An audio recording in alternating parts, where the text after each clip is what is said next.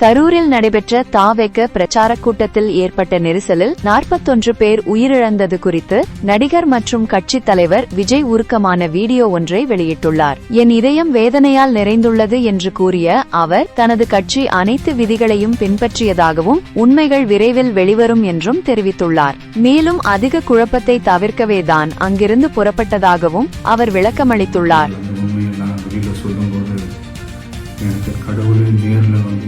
நடிகரும் கார் ரேசருமான அஜித் தனது அடுத்த பந்தயமான ஏஷியன் லீமேன் சீரீஸ் 2025-26 தொடருக்காக LMP3 என்ற புதிய ரேஸ் காரை அறிமுகப்படுத்தியுள்ளார். இந்தியாவின் முன்னாள் F1 ரேசர் நரேன் கார்த்திகேயனுடன் கைகோர்த்துள்ள அஜித்தின் இந்த காரின் விலை இந்திய மதிப்பில் ரூபாய் 2.7 கோடி முதல் ரூபாய் 3.6 கோடி வரை இருக்கும் என கூறப்படுகிறது.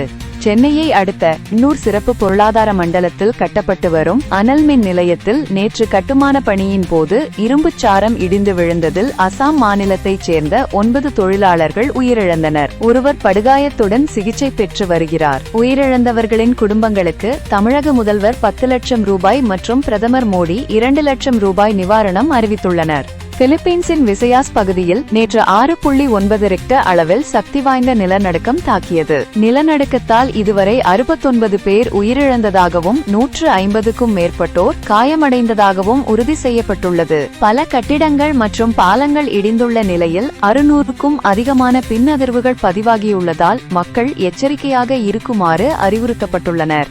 அமெரிக்காவில் சட்டவிரோதமாக குடியேறியதாக கூறி வணிக வளாகங்கள் மற்றும் நிறுவனங்களில் நடத்தப்பட்ட சோதனையில் 400க்கும் மேற்பட்ட ஈரானியர்கள் கைது செய்யப்பட்டுள்ளனர். கைது செய்யப்பட்டவர்களை விமானம் மூலம் தாயகத்திற்கு அனுப்பி வைப்பதற்கு அமெரிக்காவுடன் ஈரான் ஒப்பந்தம் செய்துள்ளதாக ஈரான் வெளியுறவு அமைச்சகம் அறிவித்துள்ளது. நன்றி. வீரஜ் பிரைம் டிவி உடன் இணைந்திருங்கள்.